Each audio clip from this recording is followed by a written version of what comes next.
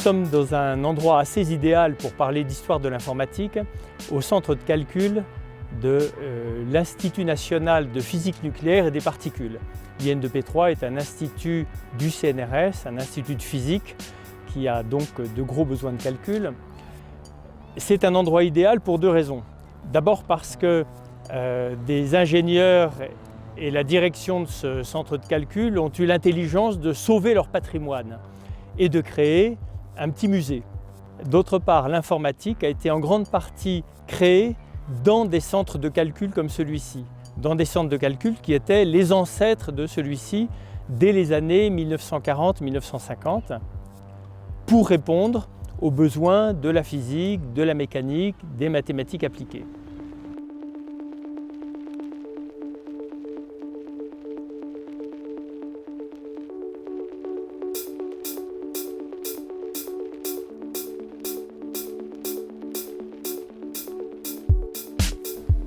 On est dans le musée de l'informatique qui a été créé en rassemblant, en sauvant intelligemment le patrimoine informatique du centre de calcul de l'IN2P3. C'est une initiative d'ingénieurs qui aimaient les machines sur lesquelles ils travaillaient et qui, au lieu de les envoyer à la casse, parce qu'il y a un renouvellement fréquent des matériels, ont eu la bonne idée de les sauver et de les mettre en valeur en construisant ces vitrines. Alors ils ont fait ce musée, pas tout seul, mais en collaboration avec une association grenobloise qui s'appelle l'Aconit. L'Aconit s'est fondée dans les années 1980 un petit peu avec la même idée, sauvegarder le patrimoine de l'informatique et des télécommunications. Et cette association Aconit a constitué depuis maintenant près d'une quarantaine d'années l'une des plus grandes collections d'Europe dans tous les domaines du traitement de l'information.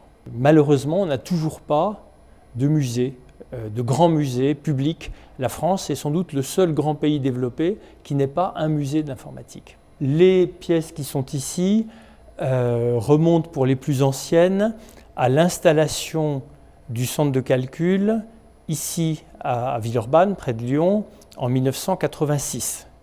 Le centre ici, le centre lyonnais, a été créé en déménageant le gros ordinateur IBM. Donc il y a quelques morceaux de l'ordinateur IBM, par exemple un terminal qui est là, un gros terminal Memorex, connecté par modem avec le très gros ordinateur IBM 3090 de l'IN2P3 dans les années 80. Ensuite, vous avez des micro-ordinateurs, donc des années 80-90, des mémoires magnétiques. Vous avez ici toute une histoire de l'enregistrement magnétique pour ordinateur, des composants semi-conducteurs, des cartes logiques, des cartes mémoire. Donc une histoire matérielle de l'informatique depuis le milieu des années 80. What if I wanted to switch it all around? You're right here. Okay. Hold the control and use your left arrow. On trouve beaucoup de choses sur l'histoire de l'informatique. Si vous faites une recherche sur Internet avec les mots « histoire de l'informatique », vous trouverez des quantités de sites. Certains sont très bons, la plupart sont assez médiocres. Ils se contentent de se copier-coller les uns les autres et de répéter un petit peu la même chose. Il faut souligner que dans l'histoire de l'informatique, vous avez des paradoxes et vous avez même des légendes. Alors, parmi les paradoxes, il y en a un qui est très frappant, c'est que d'une part, l'informatique est une technologie en évolution très rapide. Tous les 18 mois, la densité des composants sur les puces double, les performances des ordinateurs augmentent. On peut faire aujourd'hui des choses qu'on n'aurait même pas imaginé faire il y a 30 ou 40 ans. Et en même temps, il y a une remarquable stabilité dans le principe même de l'ordinateur. Les ordinateurs sont des machines qui ont été définies par un rapport publié en 1945 par le grand mathématicien John von Neumann.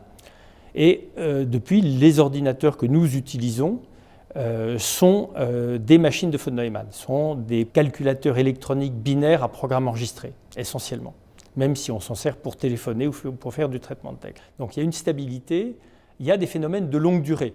Un autre phénomène de longue durée qui contient lui aussi un paradoxe, est illustré par cette carte perforée.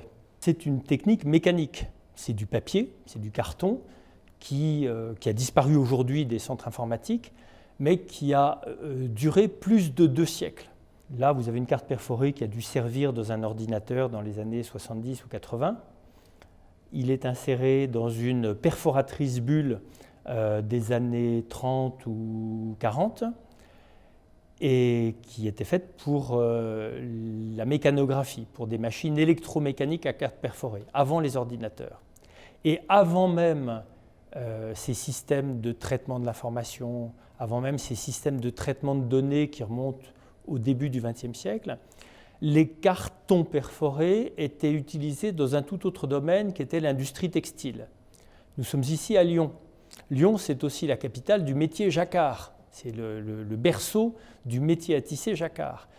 Et la première utilisation de codage perforé sur des morceaux de carton, c'est dans l'industrie textile. Donc ce n'est pas dans le traitement de données, c'est dans l'automation industrielle.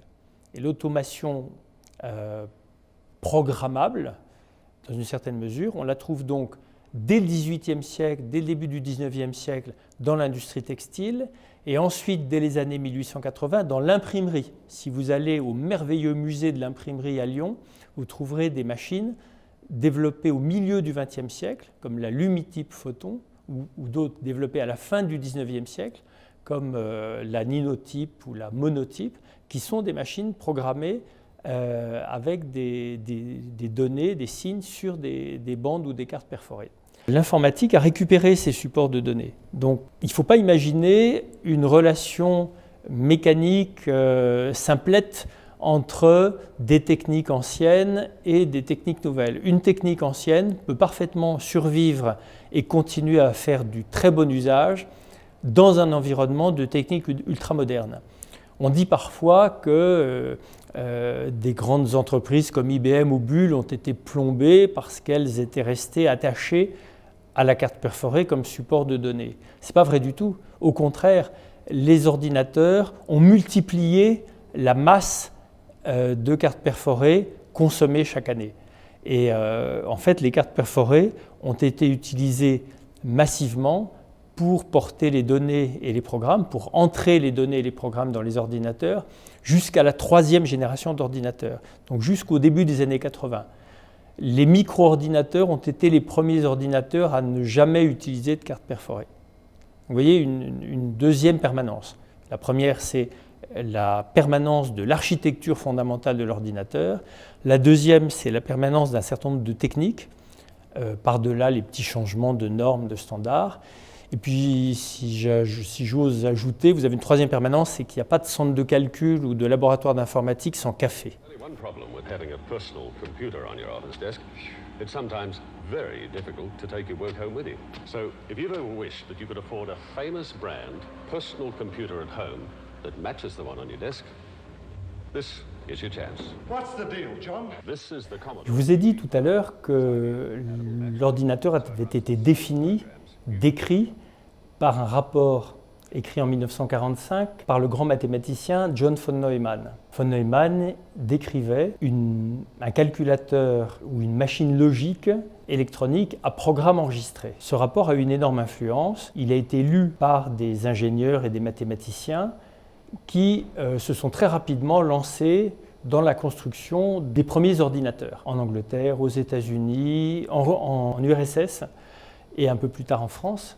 Et là, s'est posé un problème technique. Von Neumann parlait de calculateur à programme enregistré, il parlait de programmation, mais personne ne savait sur quoi enregistrer des programmes et des données. On ne savait pas ce que c'était qu'une mémoire de machine.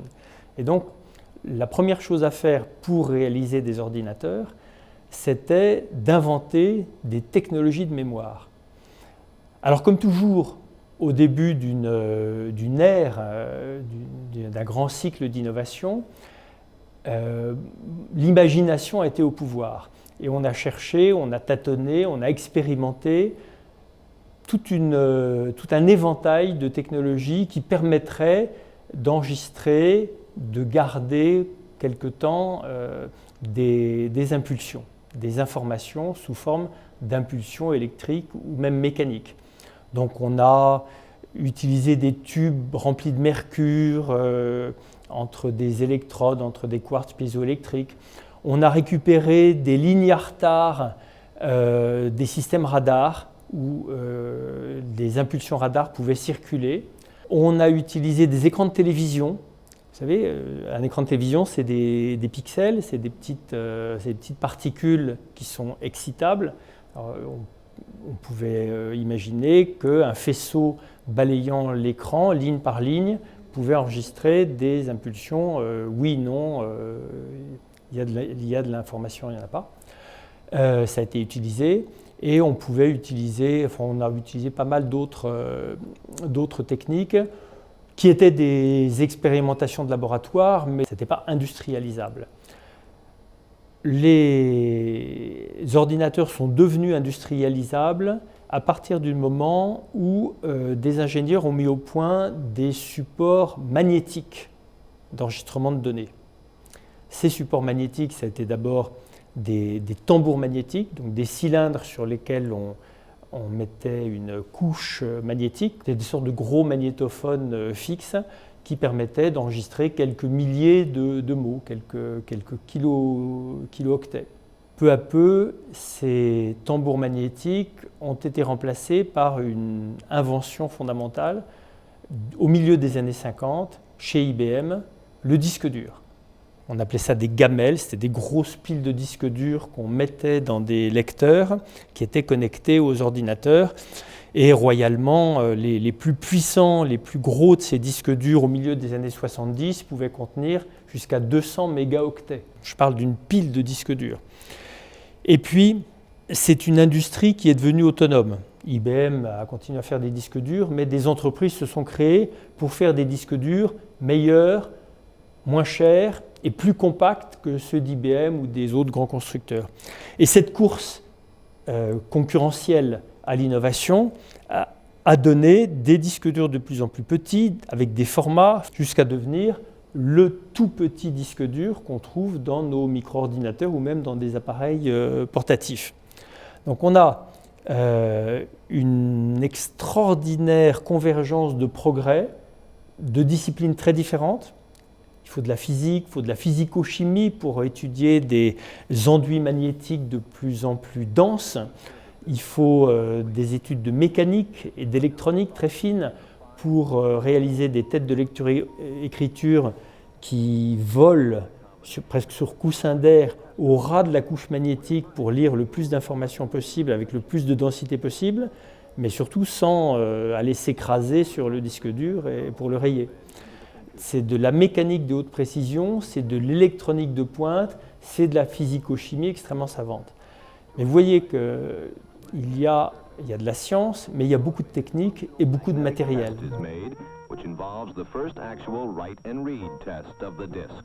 L'informatique a connu une croissance explosive depuis les années 1940. Une croissance à 2 chiffres, au moins jusqu'à la fin du XXe siècle. Une croissance des effectifs, aussi bien dans l'industrie que dans la recherche-développement, et un développement remarquable des laboratoires qui élaboraient de nouveaux produits. Et quand vous avez une technologie en pleine expansion, avec une très forte demande de plus en plus diversifiée, et des milliers d'ingénieurs, de scientifiques, de techniciens qui sont en concurrence pour sortir de meilleurs produits, des produits plus adaptés, à des coûts moindres, vous avez une floraison d'innovation, vous avez une exploration des possibles qui part un petit peu dans toutes les directions. Et puis il y a des produits qui surnagent, qui s'imposent, qui deviennent des normes, des standards, puis d'autres qui disparaissent, pas forcément parce qu'ils sont moins bons, mais parce qu'il y a des mécanismes du marché qui font que tel produit s'impose par rapport à d'autres. On a le cas avec l'histoire de l'enregistrement magnétique. Bien sûr, les disques magnétiques ont pris de plus en plus d'importance dans les ordinateurs, depuis leur invention au milieu des années 50. En fait, ce sont les disques magnétiques qui, à partir des années 1970, ont très progressivement remplacé les cartes perforées. Mais parallèlement, on a inventé les disquettes. Tous les gens de ma génération ont utilisé des disquettes sur leur micro-ordinateur. Les gens qui ont moins de 30 ans aujourd'hui ne les ont pas forcément connues. Mais la disquette est une invention qui est sortie des laboratoires d'IBM à la fin des années 60 pour fournir un support de mémoire aux logiciels et aux données pour des petits ordinateurs qui ne justifiaient pas le coût d'un gros disque dur. Vous avez d'ailleurs là un bel exemple d'innovation dans une très grande entreprise. IBM dominait de loin le marché informatique puisque IBM avait entre la moitié et les 2/3 du marché informatique mondial. Je vous parlais de paradoxe ou de légende tout à l'heure. Une des légendes de l'histoire de l'informatique, c'est que les grands groupes industriels seraient des dinosaures lents, sourds, muets, aveugles et un peu obtus, dont ne sortirait jamais de grandes innovations. Je n'ai jamais été salarié d'IBM et je ne suis pas payé pour défendre cette entreprise, mais IBM, certes, n'a pas inventé l'ordinateur ni le micro-ordinateur, mais c'est chez IBM qu'ont été inventées deux grandes innovations de rupture, le disque dur et la disquette, entre autres. Electronic data processing takes care of all routine transactions in each of these functional areas. But the machine also recognizes problems it cannot solve. The exceptional situation. Une des belles légendes de l'informatique que vous trouverez un peu partout, c'est la croyance selon laquelle l'ordinateur serait la simple matérialisation de la machine de Turing. La machine de Turing, c'était une expérience de pensée totalement abstraite qui a fait l'objet d'un article du jeune chercheur en logique Alan Turing en 1936 qui réfléchissait sur le concept d'algorithme et sur les fondements des mathématiques. Donc ça n'avait rien à voir avec les machines à calculer. Cette légende, c'est un petit peu la version informatique de la Bible, vous savez, de la Genèse ou de la naissance du Christ. C'est un peu de la théologie transposée, le Verbe s'est fait chair. Donc, comme si un article d'un jeune logicien en 1936 pouvait donner naissance aux ordinosaures, aux énormes cerveaux électroniques à tubes des années 40. Non, les choses se sont passées de façon très différente. En réalité, l'ordinateur est né d'expériences techniques qui avaient été menées pendant la Deuxième Guerre mondiale. Un certain nombre de chercheurs et d'ingénieurs ont acquis pendant la guerre l'expérience de grandes machines électroniques pour faire des calculs de balistique, pour casser les codes ennemis en cryptanalyse, et ils en ont tiré l'idée qu'on pourrait faire des calculateurs à programme enregistré. C'est le rapport von Neumann. Donc, ça naît d'expériences techniques. Et quand vous regardez de près ce que c'est que la matière, les composants, les circuits d'un ordinateur, par exemple, ceux-ci sont des circuits assez récents, c'est des circuits qui datent des années 80, 90, 2000, mais qui sont les descendants des circuits logiques des premiers ordinateurs.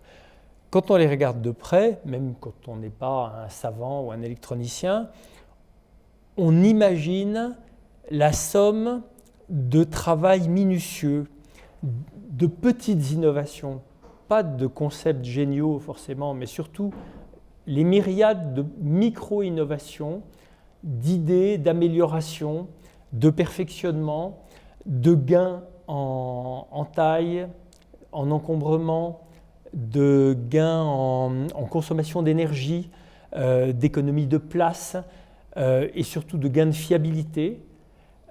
Et tout ça, ce sont des innovations d'atelier, comme disent les historiens économistes. Ce sont des innovations qui naissent beaucoup plus dans les usines que dans les laboratoires.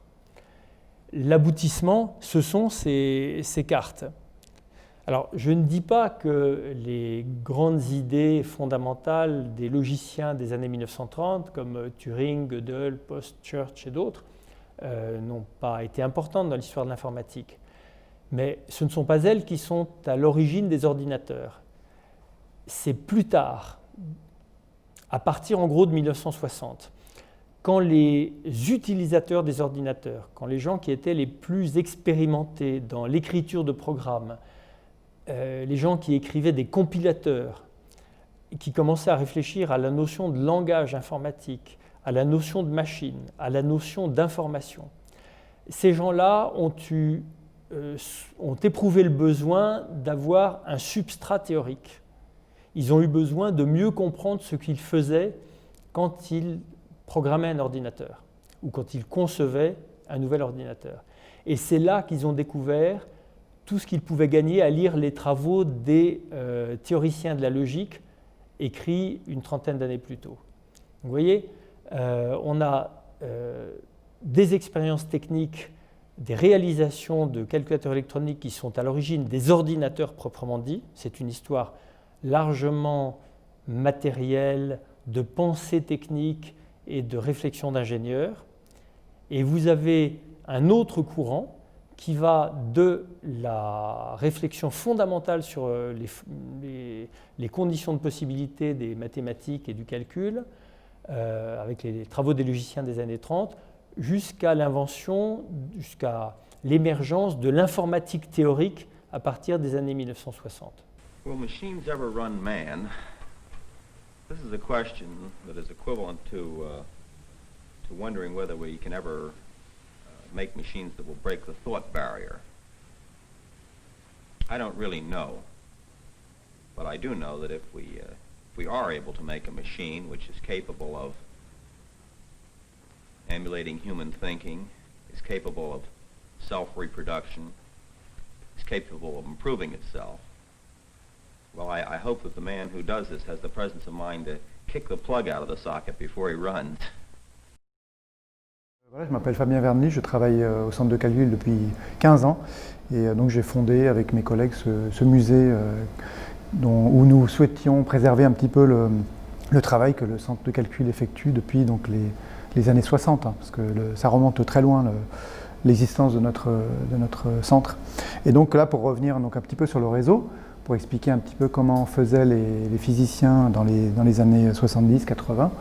Alors à Lyon, on est depuis 86, et donc dans les années 86, on utilisait donc encore les modems. Ça c'est un modèle un petit peu plus ancien, donc le modem à couplage acoustique, donc c'est pas vraiment quelque chose qui a été utilisé au centre de calcul. Par contre, il y a d'autres modèles de modem, donc qui étaient partie serveur, et donc la partie client, très souvent, c'était le fameux Minitel. Alors pourquoi les physiciens, vous allez demander, ou les chercheurs qui travaillaient au centre de calcul utilisaient un Minitel? Très simplement parce qu'à l'époque, un ordinateur personnel coûtait très cher. C'était quelque chose qui était très coûteux, alors qu'un Minitel, on nous l'offrait presque, parce que les PTT nous le prêtaient. Vous serez bientôt 2 millions à dialoguer avec un Minitel. Allez-y, nous au PTT, on est sûr. Et c'était un terminal complet sur lequel on pouvait écrire, lire des informations. Et en l'occurrence, pour le centre de calcul, on pouvait donc se connecter au supercalculateur, ce qui permettait de travailler depuis chez soi ou depuis à distance pour programmer la machine. Et donc ça, c'est vraiment début des années 80, même 90. Hein. Et à l'époque, c'était vraiment l'idée, c'était qu'un ordinateur, l'interaction entre l'homme et un ordinateur, ça se faisait par un écran quasiment que du texte. Et c'était, on peut penser en 2019 que c'était assez austère, mais voilà, c'est comme ça que ça fonctionnait. Et donc l'Internet existait à partir des années 90 hein, pour le grand public. Et ce qui a vraiment popularisé Internet, c'était vraiment ce qu'il y avait après le Minitel, typiquement en France, parce qu'en France, le Minitel, c'était un petit peu l'ancêtre du web, si on veut, mais c'était vraiment limité en France. Et ce qui a été ensuite développé, c'est ce qu'on appelle le web. Hein. C'est le web qui a 30 ans aujourd'hui. Et le web, on peut en parler ici, parce que c'est un petit peu au centre de calcul qu'est né le web, la partie française du web. Hein, le web a été inventé dans les années 90, début des années 90, au CERN.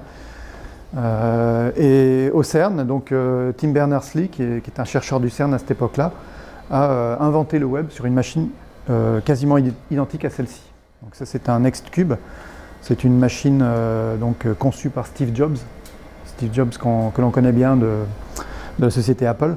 Et à cette époque-là, il a été quasiment viré d'Apple et il a conçu une nouvelle machine qui était révolutionnaire dans le sens où c'était un environnement graphique complet, hein, comme on peut le voir sur ce poste-là. Donc un environnement moderne, comme on peut imaginer aujourd'hui, mais bon, c'était à noir et blanc à l'époque. Et donc Tim Berners-Lee a inventé le web sur cette machine-là parce c'était une machine très simple à utiliser pour le développement. Elle était très puissante du point de vue du développement. Donc on pouvait y développer des applications graphiques de manière très simple et très avancée. Et donc il a inventé le web sur une machine quasiment identique qui se trouve donc au musée au CERN à Genève. Machine mythique pour le temps. Et donc ce qui s'est passé, c'est qu'en 92, Tim Berners-Lee est donc venu à présenter son travail préliminaire à Annecy.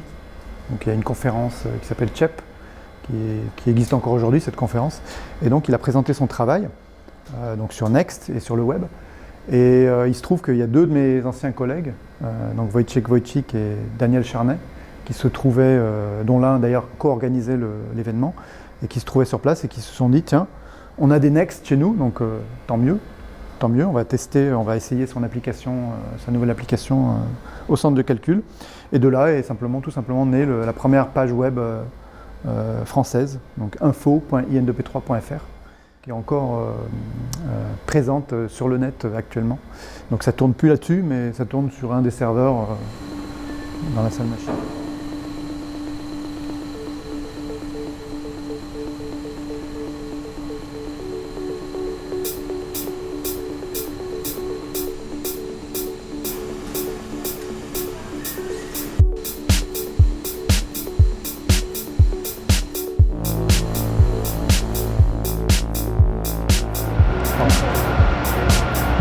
Cette image indique bien la raison d'être du centre de calcul dans lequel nous nous trouvons.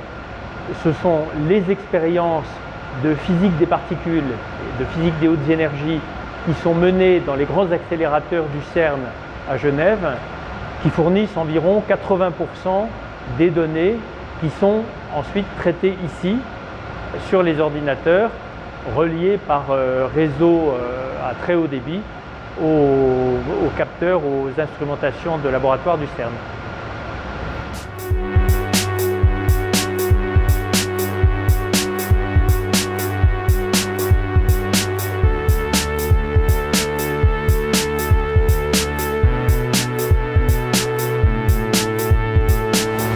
Je vous parlais tout à l'heure des paradoxes et des légendes qui circulent sur le monde informatique. Par exemple, on nous raconte que l'informatique d'aujourd'hui s'est dématérialisée, qu'elle se passe dans les nuages, dans le cloud, avec des licornes agiles.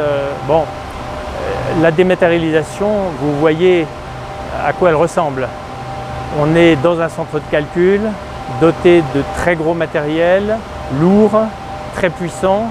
C'est la matérialité de l'informatique dans toute sa beauté. En plus, on entend le bruit de la climatisation, des ventilateurs, de la circulation de l'air, éventuellement de l'eau. C'est des machines qui consomment énormément d'énergie, un peu d'énergie pour le traitement de l'information, mais beaucoup plus sans doute pour le refroidissement, pour les considérations environnementales. Et on sait que le refroidissement des gros data centers, il y a des data centers beaucoup plus gros que celui-ci qui sont maintenant installés dans les zones polaires, près du pôle Nord, ont un impact environnemental non négligeable. Ça commence à se savoir. Donc autant pour la dématérialisation. Mais en même temps, quand on visite un de ces centres, qu'on entend ce bruit de la climatisation, qu'on voit ces très belles machines, ces machines esthétiques qui clignotent dans tous les sens, qui envoient des signaux mystérieux, on retrouve l'impression que devaient avoir les visiteurs des tout premiers centres informatiques dans les années 50. Si vous lisez les articles qu'on écrivait dans les journaux au début des années 50, les descriptions des cerveaux électroniques, vous avez la même impression devant des objets mystérieux, intelligents, d'une intelligence étrange et peut-être un peu sacrée. L'impression forte que donnait le pouvoir intellectuel de ces grosses machines matérielles.